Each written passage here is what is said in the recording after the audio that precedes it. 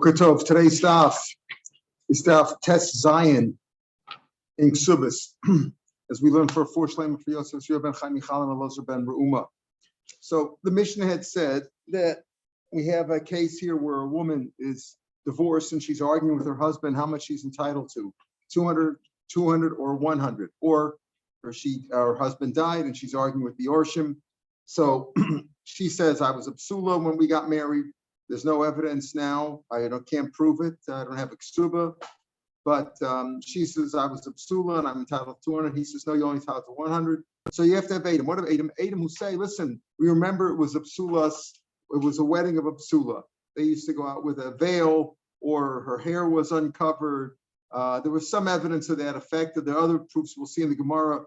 People remember what a psula's wedding looked like. If she has that kind of evidence, then she's entitled to 200. It's mashma, otherwise she's not. Then we have Rav Yeshua at the end of the Mishnah. We'll talk about Rav Yeshua, that he says he's moda, all of a sudden he's moda, l'chaveira, if he's moda, that if a person says, I bought this field from your father years ago. Did you know this field that I live on, that I've been working for years? Did you know that it once belonged to your father and I bought it from him? There, Rav Yeshua's moda, that we believe in. Pesha also pesha. If you wanted to, could have kept the mouth shut. You don't have to say anything. You're on the field for dozens of years, a long time, and you say, you know what, Jim, one day this field belonged to your father and I bought it from him. Belonged to my father? Wait a minute, you have proof that you bought it? Maybe it's still mine, maybe it's my father's and I yarshin from him. So the B'shua's moda there, because he could say, I could have said nothing. I could have kept my mouth shut. There he's moda, that's a good miga. We talked about miga, we'll talk about it in the Gemara again. So the beginning of the Mishnah said, if she has Adam, that she had a virgin's wedding and she was virgin, then she's entitled to 200. Time, it says the Gemara at the top of the page. Time at the Ika Adam. Like Adam Ba'am, and if it wouldn't be for Adam, the husband's believe. In other words, he says, I only owe you 100. And she says they're divorced. And she says, no, 200.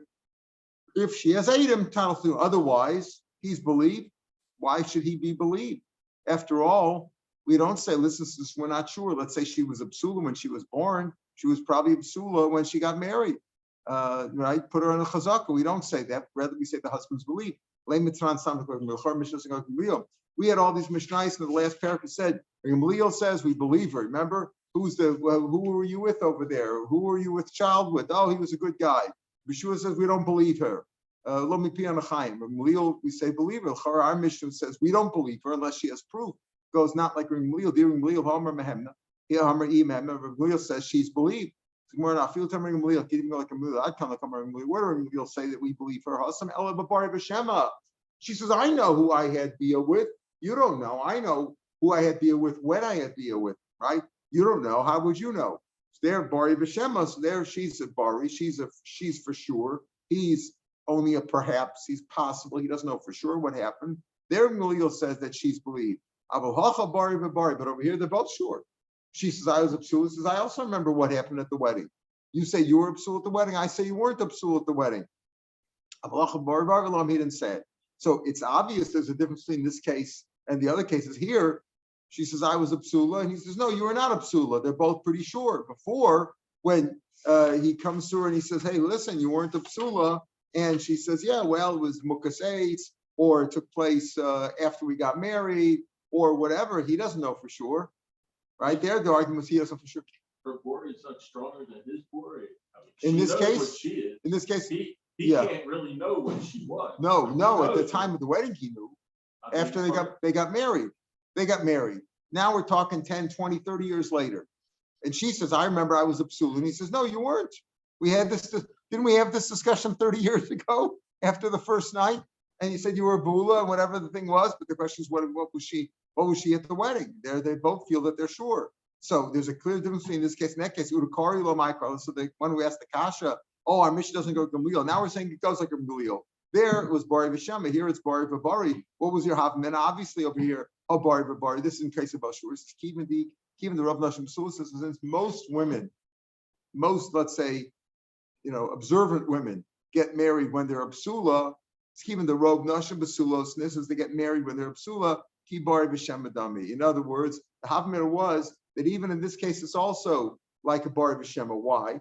Because besides that, they're both Bari. She says, I was sure I was a psul, and you say you were sure I wasn't a psul. Yes, but I have the chazak on my side And you have a robe. Most women, when they get most observant women, when they get married, they are psulos. So therefore, she has a stronger argument, and therefore it's like Bari B'Shama. Sure, he feels she's sure. Each feel that they're 100% sure, but she has the stronger argument because most observant women get married when they're psulos. Therefore, the Havmina was it's like Bari B'Shama, right? And therefore, the Chiddush is that no, that even here, Rabbi Gamliel's moda, that she's not necessarily believed unless she has proof. Adam, who said it was a wedding of a psula, that he's moda in this case. Kivar B'Shem Rabbi Gamliel's moda in this case that she's not believed unless she has proof.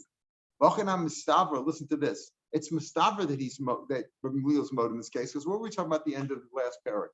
Rabbi Gamliel says she's believed in this case, in that case, Mukasei, Mishastani, all those cases, she's believing. Rabbi Shua says not. Over here, it's mashma that we're saying Rabbi Gamliel would also be moda, because here it's bari, but bari, and it's mashma also this way. Why? Because otherwise, what's the second part of the Mishnah? I told you the Mishnah is a separate Mishnah, but it's still right. It follows. It's a moda of Yeshua. Yeshua's moda.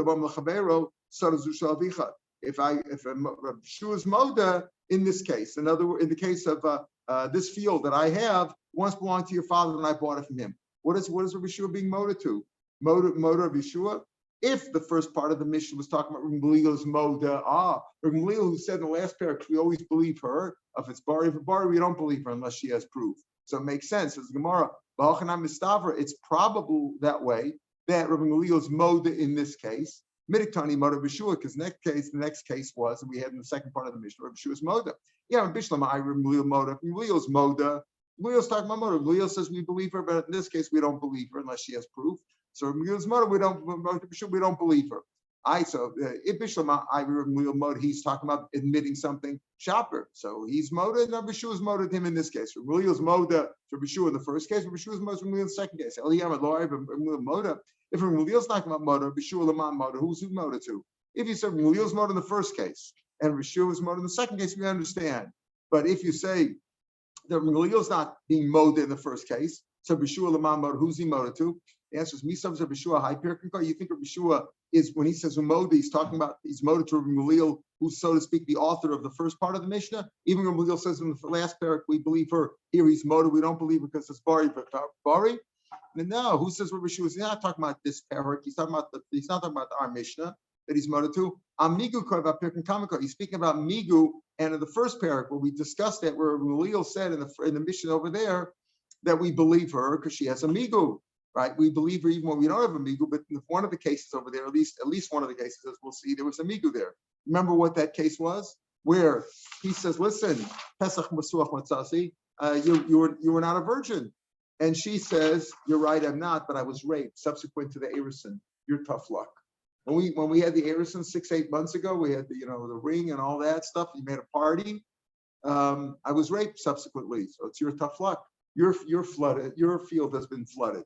That's what she told him, but I was okay with the time of the Erison. I was a psula, and he says, "No, you were raped. If you were raped before we got engaged, and you fooled me. And it's a mekachtos."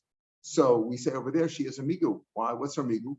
She could have said it was an accident, mukas eitz, in which case she wouldn't be puzzled to a coin. Now that she was raped subsequent to being an arusa, she can never marry a coin. Right? She can't marry a coin. So that's a migu. We'll talk about that case. Gemara is going to say which case is it. We're going to come out that's the case because we had that before already. But in any case, Rabbi Shua is discussing. He's talking about that case of Migu, a Pirkei. So to say, even though I don't agree with the Mishnayos before, but there I argue with Gamliel. I said we don't believe her. Here he's Modes. We'll see why, because this is a very strong Migu. What's the Migu here? You know what, Jim? This field belonged to your father many years ago, and I bought it from him. You could have just kept your mouth shut. In the case of the migu there, okay, believe me when I say, I admit that I'm not a virgin. Okay, but what happened? Believe me when I say that I was raped subsequent to the Erison, because I could have said it was a mukases. I could have said a better argument. All right, maybe she would have thought, maybe that's exactly her thinking. Believe me when I say this, maybe that's part of her. But plus she has to answer over here. She's on the defense.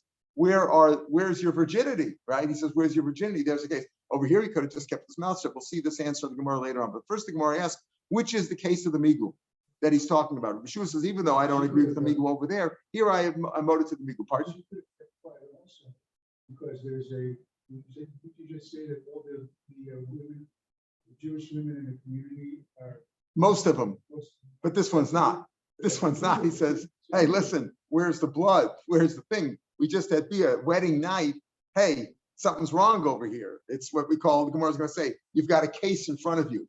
The case is right here. Yes, most women, they were talking, that's a good argument, or it was a good argument when we say, listen, 30 years later, they're arguing, what was it like at the wedding? Who remembers their wedding night?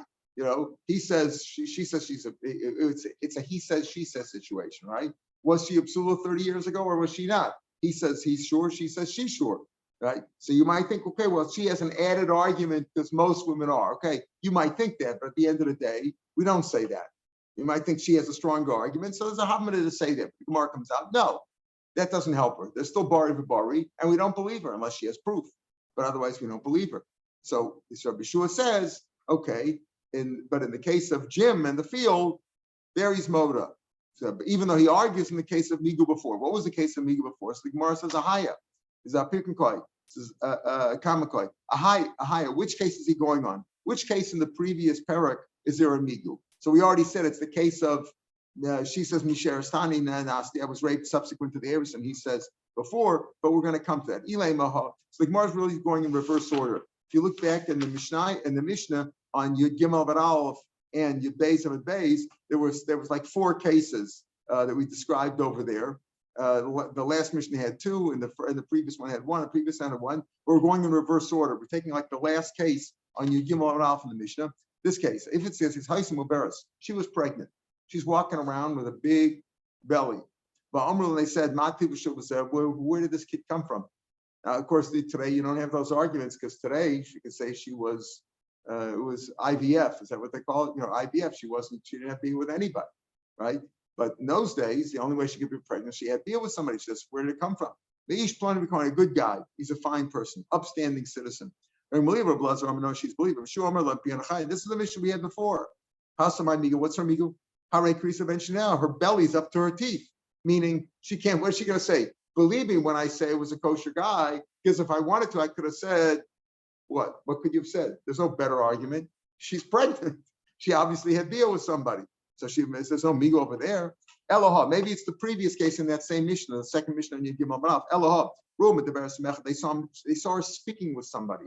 Speaking doesn't mean she just was talking to him like at a shul meeting. She was at least secluded with him, right? Remember the Beres Mecha, and they said, my teacher said, who's that guy you were with? He's a good guy. I'm sure. Rabbi said, no, she's believer. Shua says, no, let me be on the same argument. Blazer said, we believe her. Shua says, we don't. So Hasamai Miguika, what kind of a migu is there? Hanicha, it's good. We came out, remember, we paskin like Zeiri, not like Ravasi, but still the Gemara tries to make it firois like everybody, make it work out everybody. Ma'ika, Hanicha Zeiri, it's good according to Zeiri. I'm reminded of Beres Nistra. She was just secluded. Oh, Migadi boy Amrlan Avalti, she could have said, I didn't have bia with him at all.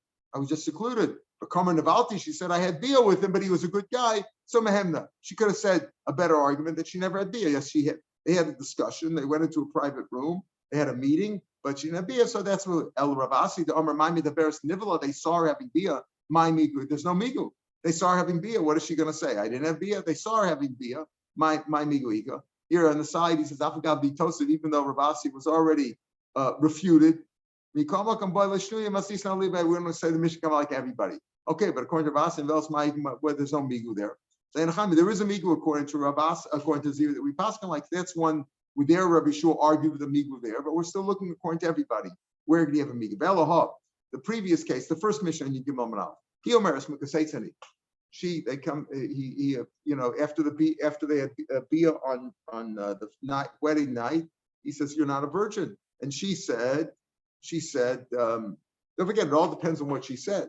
If she says, I'm still a virgin, what are you talking about? You don't even know what you're doing. Is this your first time? You don't know anything. But that's not what she said. The robe would apply. Then what? The robe, the Moshe has would apply. No. That doesn't mean anything because we're talking about this specific case. Is you might 30 years later, you might think that even here the robe doesn't really apply because we said you might have a havmina, Karla and Makarla. The havmina was, if they're both sure, you might say, since most people are, so we can assume that 30 years ago she was also. You might think that. Kamash Blanda, we don't. The answer is we don't, because they're both bari v'bari, and therefore she's not believed unless she has proof. Like funny, you said, I didn't give money to the Nicaraguans and all that, but we got proof. Oh, you got proof? Okay, you got proof. You got proof. That's what you're going to do. Nivelas. So Elah, she says I was a mukaseitz, and she admits that she's not a virgin. But no, you had to deal with somebody. And she's believer. She says, "Let me be on a chayim." What's the migu? Oh, there we had a machlokas. What's their arguing about? How much money are they arguing about? In other words, she admits what happened. She admits she's not a virgin, but she says I was mukaseitz. What are they arguing about? The argument is that what is she entitled to 100? Remember, like the sheet of the chachamim, that mukaseitz only gets 100. She says I get 100, and he says you get nothing because you fooled me. So migadi boy amar mukaseitz ani tachtechu. She could have said I was a mukaseitz, but I became mukaseitz after we were engaged. It's your tough luck. The Islam Asayim, and then she would have been entitled to 200 because at the time of the Arison, she was really a virgin. V'kamer, she said, mi kara, and she says, no, I was a mukaseitz before we got engaged. I admit that I was mukaseitz. I'm only asking for 100. The less alamana. Then, okay, fine. There you have a migu, right? Because the argument is, was I a mukaseitz? I say I was a mukaseitz, and I'm entitled to 100. She says you get nothing, and she could have said I was a mukaseitz after we got engaged, so I'm entitled to 200. So it's a better argument. That's a migu. But over here, according to Rabbi Yochanan, who says what? That a mukaseitz gets 200, whether he knew about it or not. Mukaseitz is to 200. So she's arguing, I'm going to tell 200. He says, no, you'll get 100. What is she going to say? I was a mukaseitz while we were engaged. Doesn't make any difference. She was mukaseitz either way. Even if she was mukaseitz before, she's also entitled to 200. So there's no migu, my migu. Elaha. Like the case where we came out, the Mishnah back on Yud Beis of the Beis. The Gemara really probably knew this, but he wanted to explain how it's possible to have a migu according to some, even in the other cases. Elaha, I know she man married a woman, and she didn't have any virginity. She says, I was raped after we got engaged. And your field flooded, meaning it's your tough luck. No, you were raped before we got engaged, and you fooled me. What's her migu there? The migu the boy amar mukaseitz ani tachtecha, because she could have said, I wasn't raped after we got engaged. I became mukaseitz. I had an accident after we got engaged. She's not possible marrying a Kohen. And she says, I am possible marrying a Kohen. So she made a worse argument. And she says, I was raped. Now she can't ever marry a Kohen. That's why Rav Meir says to Mehemna. Now Rav Meir says to Rav Meir in our Mishnah. In our Mishnah, 2 lines from the bottom of Tasvav and Beis, where he says, Rav Yeshua from Lechavero. So now come Rav Yeshua and Gamliel, the high migu, the hacha, this migu over here with Jim in the field, modina l'chaim, moded to you that it's a good migu. Bahu migu, the husband, the migu back that we talked about, you Beis and Beis, Mishra Astani and Asiyasam, I disagree with you. Tolig nelecha. So Gemara says, why? Why would Rav Yeshua be moded in this migu over here in our case? Where? What's the migu here? Where he says, Jim, this field used to belong to your father 30 years ago, and I bought it from him 29 years ago. We believe him. High migu, high migu. This is a migu, and that's also migu. She could have had a beggar argument. Maishna high migu, high migu. Why does Rav Yeshua admit that this is a good migu over here and not a migu over there? There's no case. They're walking around. There's no case. There's no claim. He just walks over to him and says, you know this field, the house that I have on Derech HaChorish? It once belonged to your father. Really? I didn't know that. Nobody knew that. Yeah, it did. I bought it from him. So I could have kept my mouth shut, and there would have been any case. But over here, so there, there's no. In other words, there's no who slaughtered my cow, right? There's no slaughtered cow here. There's no case. I opened my mouth. I could have kept quiet. So I knew I'm telling the truth because I could have kept my mouth shut. But over there, in the case of the woman, comes to her wedding night and she has no virginity. So what's going on here? We got a problem over here. There's a case. What's the case? There's an argument. It's not all lovey-dovey. They're fighting already the first night. And she says, no, I was raped afterwards. And she says you were raped before. There's a shor shachar. There's a case in front of you. Okay. So that's the Mishnah. The Mishnah says, the first part of the Mishnah says, Isha Sam Skarsha. We don't believe her because of Bari Babari. Even Ramuli will be Moda. Now, the truth is, it's not necessarily that Ramulia is Moda. We're not dealing with Ramulia in the beginning of the Mishnah. Mishnah says, yeah, Ramulia would be Moda, and it must be that way that we're talking about Ramulia. Not necessarily. Maybe Ramulia is Moda. He probably is Moda, but that's not the point of the Mishnah. The motor of Yeshua is going on the Migos from before. Even though Rabbi Yeshua says, I don't believe the other Migos are weak. Why are they weak? Because, she could have thought of that too. She could have said, believe me, I'll tell him that I was raped afterwards. That puts me in a bad situation. I can't marry a Cohen. I don't want to marry Cohen anyway. He might say, and I'll tell her, I have a Migo. I could have said that I was Mukasates. And maybe she's not that much of a Talmud Chacham and she doesn't know the rules about Mukasates. That's worth that there's a difference between Mukasates and being raped. Maybe she doesn't know that Rashi says Loaska Daita Inami, or maybe she's actually thinking about that, and that's why she has a migu. But over here, there's no case in the case of the field, and therefore this is a stronger argument. Says the Gemara. Okay, so let's say there's no Adam. This is really your kasha. This is really your kasha, Moshe, that you asked before. If you say most women who get married are psulos, let's say observant women, so what if there's no Adam? Why does she need Adam? She has this on her side. That's what you said before, right? Most women are. You could say, I guess, most women do get married when they are psulos. But some women get married when they're almana. Not everybody's a psula, right? Some women, after their husband died, they get remarried. But calling us as psulas, whoever gets married as a psula, there's publicity about her. People talk about it, generates publicity. Oh, psula got married, they make a special, they throw rice and they do all kinds of stuff and they have a hinuma and all kinds of stuff. This one didn't have a kol. That's what happened over here. Israel Aruba. So her robe is diminished. It's impaired, right? That her robe has been demeaned because where was the kol? People don't remember. There's no publicity about it. People didn't know. People in the street don't know. So therefore, you're right. Really, she does have a robe on her side. There is a robe. We said the Havmina was that even though the Bari, since most observant women get married to psulos, it's like Bari B'Shem. Okay, but there is still a robe there. So why does she need Adam? The answer is most women who get married are psulos.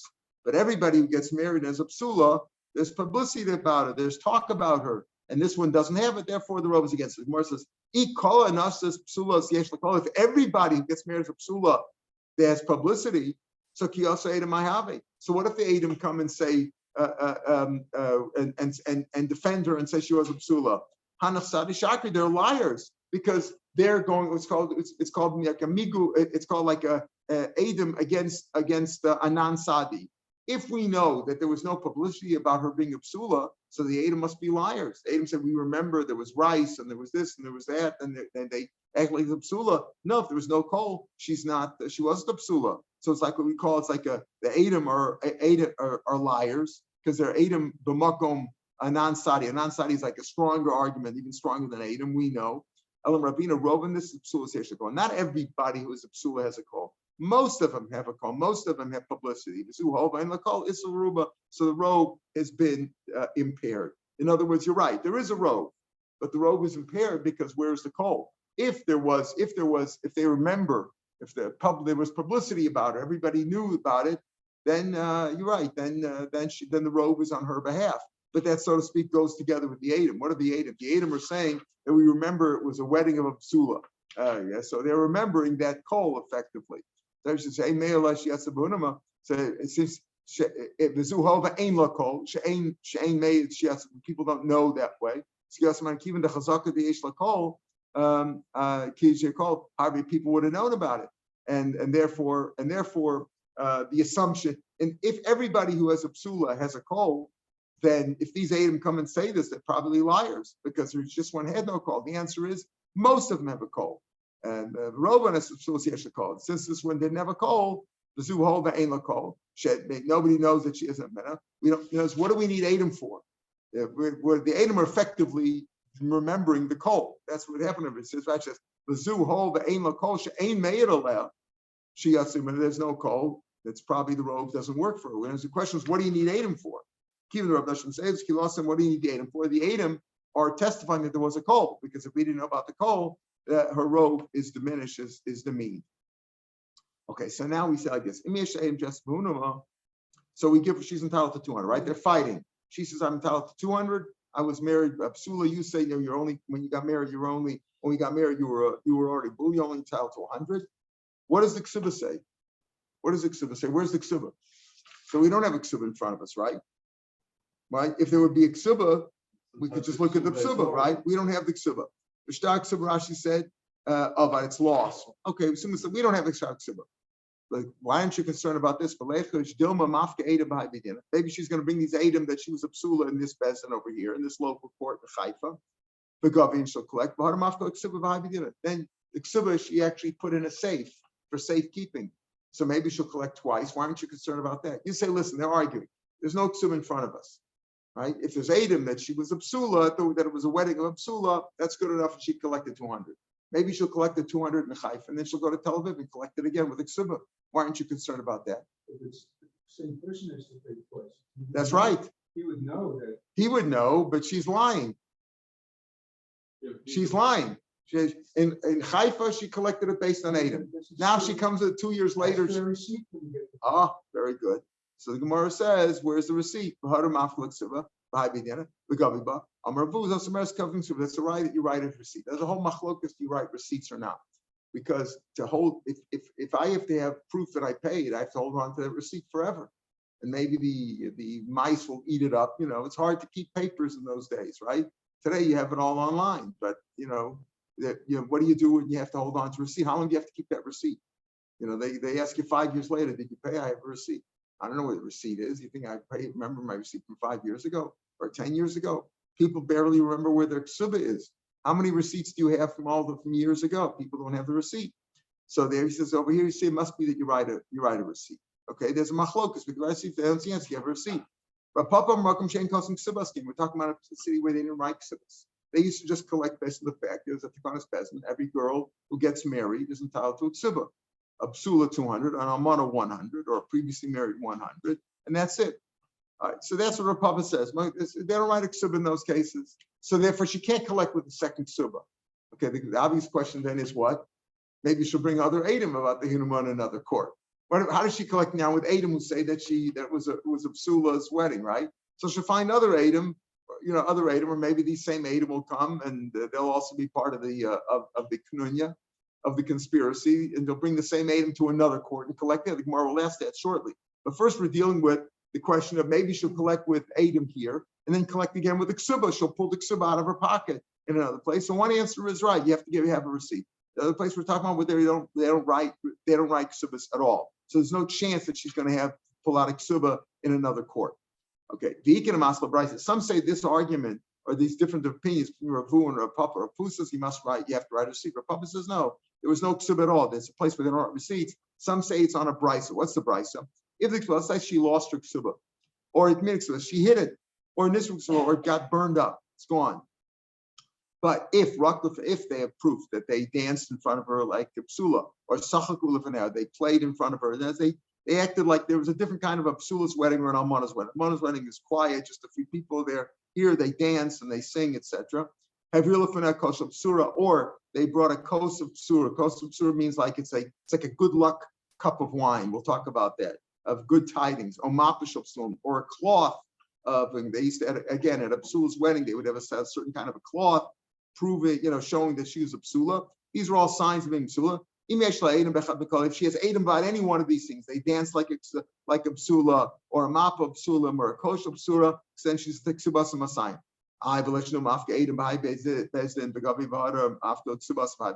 Same question. Why aren't you concerned she's going to bring these Adam in one court in Haifa and then go to Tel Aviv and pull out her ksuba and collect it second time? So Ravu says the same answer. This difference of opinion between Ravu and Rav Papa is Ravu says, okay, you have to write a receipt. Write a receipt. The husband holds on to the receipt, and if she asks for the money in a different court, he'll pull out his receipt. Rav Papa says, "Makom shein kosum ksubas." The same thing we're talking about where there's no ksuba. They didn't write ksuba. He says, "What do you mean they didn't write a ksuba?" In this brisa it says, "If the ksuba it says she lost her ksuba." Master, they did write it. It says the kosavli, he wrote her ksuba, even though the misdemeanor is not to. Okay, so mafka, but at the end of the day, this guy wrote a ksuba. Why aren't you concerned? She's going to pull out the ksuba gaviba. So in other words, she says, I know you did write a ksuba. He says, I know you wrote a ksuba. So if you wrote a ksuba, you're collecting with Adam, and she says, well, I lost a ksuba. maybe she'll pull out the ksuba in another court. It says, my if the ba'ur, she lost it in a fire. She didn't lose it like losing it that might be recovered. She lost it, but it was burnt. That's the same as nisrafa. What are you going to say when she hit it? Didn't say there. If lost means lost in a fire, that's the same as this. Why do you say it at all? If she lost it, it's like she hit it. We don't trust her at all. Below Yavinala, we don't give it to Adami Adam Nisfruxabasa. In other words, if he knows he wrote a ksuba, you don't pay her until she pulls out a ksuba. She says she lost it, go find it. Go find it. Unless you have proof that it was destroyed, it was burned up. Okay, so that was the argument over here between Rav Abu and Rav Abu. So if you learn the machlokes on the brisa, that even there, Rav Abu says it's speaking about what? In the place where they don't write ksuba. Even though it's difficult to say this place where they don't write ksuba because he did write a ksuba. So Koshkan and Masnisa in the Mishnah, where it doesn't talk about all these various cases where she lost her ksuba or whatever, the Mishnah just says they're arguing. We don't know whatever they're arguing. He says she says 200, he says 100. There is no ksuba right here, but he doesn't say she lost the ksuba. So he didn't say she lost the ksuba. It's easy to say. Rav Papa says that it's a place where they don't write a ksuba. Right? You could say the same machlokes between Rav Hu and Rav Papa on the Mishnah. But if you learn on the Mishnah of the brisa lo kikusha, but on the brisa we're not going to say Rav Papa says there because it says she lost her ksuba or is hidden or was burnt up. So that's difficult to say. Rav Papa is going to explain that case about a city where they don't write or a locale where they don't write ksubas. He wrote a ksubas. So it's a little bit dochek to say a little bit of it's a hard answer, right? It's a forced answer. It's a stretch to say that it's a city where they don't write ksubas if he actually wrote the ksuba. So it's better to say it's a place where like Rabbi Vo's answer is best. It's obviously they have to write a ksuba. They have to write a shover. They have to write a receipt. So we said she can collect. Again, she says 200, he says 100. What do we say in the Mishnah? We don't believe her. We don't believe her, even though there's a robe on her side, but the robe is a little bit impaired because nobody remembers anything about Absula's wedding. There was no publicity about it, right? They weren't taught. It wasn't talked about. So that's why it's impaired. And therefore, the only way she can collect the 200 is if there's Adam that it was Absula's wedding. Okay, we said. So the Gemara said, why aren't you worried that she's going to collect now with these Adam and then pull out a ksuba somewhere else? Okay, so the answer was you write a shover, you write a receipt, or it's a place where they write a ksuba. Fine.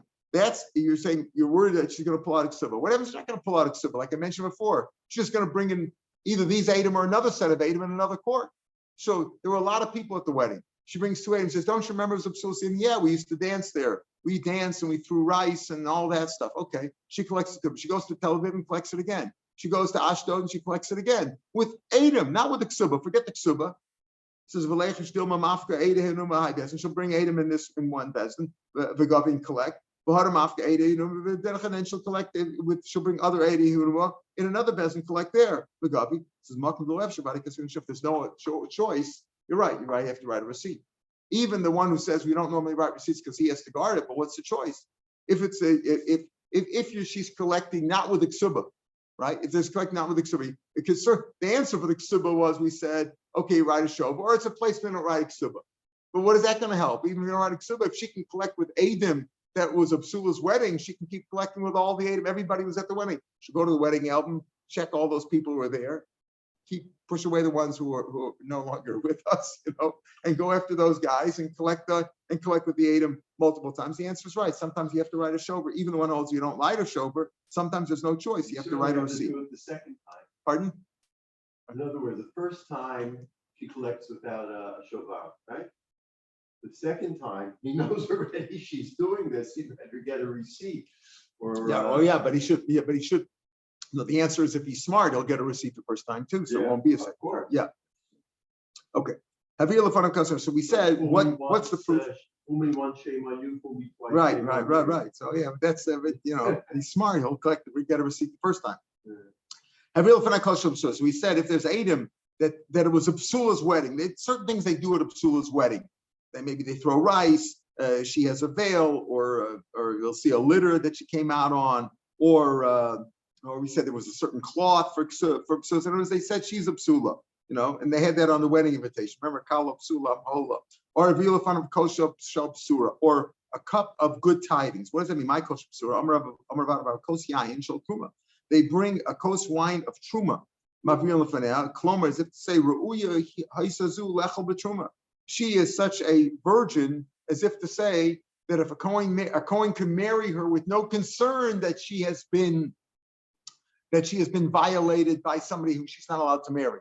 Remember, if a guy or an asin or a mamzer or somebody she's not supposed to marry marries her, she can't marry a Kohen anymore. A zona, she's a zona, right? So they say we bring her a cup of truma wine, as if to say that if she would marry a Kohen, she can even eat truma, right? She can marry a Kohen, so to speak, right? Because she's never had bia before. Masker Papa, Amar Milacha b'truma. What does that mean? Can't eat truma. Even Amar can eat truma too, and Amar can eat truma. A zona or somebody that's not supposed to marry a Kohen, fine, that we understand. But what's the point of truma? Even Amar can eat truma. Alamar Papa zu rachis truma. Just like truma is like the first stuff, the first thing you take off the produce, you separate off the truma. She's also rachis. This is our first bia. As if to say that's what the kos of surah is. It's the kos of truma, as if to say just like truma is the first, she's also the first. Tanya, they bring a barrel of wine in front of her. If it's a psula, they bring a sealed barrel of wine in front of her, as if to say she's still sealed. She hasn't been punctured. Ba'ula, if she has bia before, and she's only entitled to 100, they bring an open barrel, as if to say she's already been opened up. Okay. Amai, that was the custom that he said. That's what Abraham says. Amai, why do that? Never come a psula. Why don't you just forget this sealed barrel and open barrel. Just bring a barrel in front of a psula, and in front of an amana, don't bring a barrel at all. Amai, never come a psula, become a bula low, never cloud. The answer is Zimna Tafsa Messiah. She's arguing with him. What's the argument over here? 30 years later, she says 200, 100. She says 200. She says, I already took the 200 out of your wallet, so I'm all set. She took 200. And she'll say, I'm a psula. You want to know why they didn't have a barrel in front of me? It's nuso. They had already drunk a lot of wine at the wedding, and they were drunk, and they forgot to bring the barrel in front of me. In other words, the question was, why don't we say that a psula should get a barrel, sealed or unsealed, and an almana shouldn't get a barrel at all? They shouldn't have a barrel. The answer is because she'll say, I was a psula, and they forgot the barrel. That's all. What's the big deal? They forgot certain things. Certain times at the wedding, they forgot this, they forgot that. They forgot to bring the ring, whatever it was, they forgot. So better to have that. So it's better to say that a barrel, a sealed barrel for a psula, an open barrel in front of a bu'ula, and that's how, if they remember the sealed barrel, that's one of the signs that she was a psula. Other signs would be they danced in front of her, they brought the cloth of psula, she had her hair in a certain way. Those are all proofs for her case to get the 200. Without any of those proofs, then it's bari v'bari, and he doesn't have to pay. Leave the money where it is. What about the chazaka that she was a psula once? It doesn't help now because now 30 years later, she's certainly not a psula. All right, this is tomorrow's daf. Let's just see the first couple of lines. Tan Rabbanim, because it's a famous thing. They used to sing this. I don't know. They don't sing this anymore at weddings. Maybe I don't hear that well. Tan Rabbanim, Kesem Rak Notnei Akali. Remember they used to sing Kesem Rak and Kesem Rak? Do you hear that anymore at weddings? They do. They still do. Okay. Tan Rabbanim, Kesem Rak Notnei Akala. Besham Yomim Kala Kamoshi. Whatever she is. How do they dance? In other words, what do they sing? This is a nice kala with a hook nose. Kamoshi. You just say, describe her the way she is.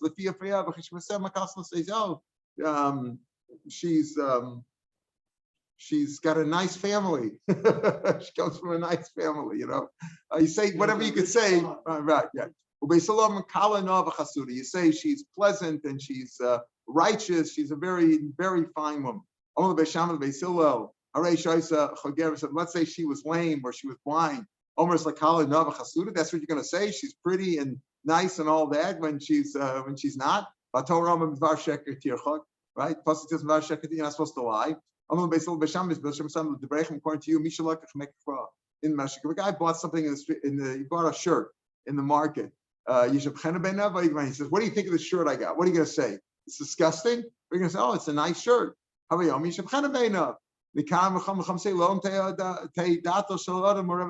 always be good. Should always be talk nicely to people and encourage them and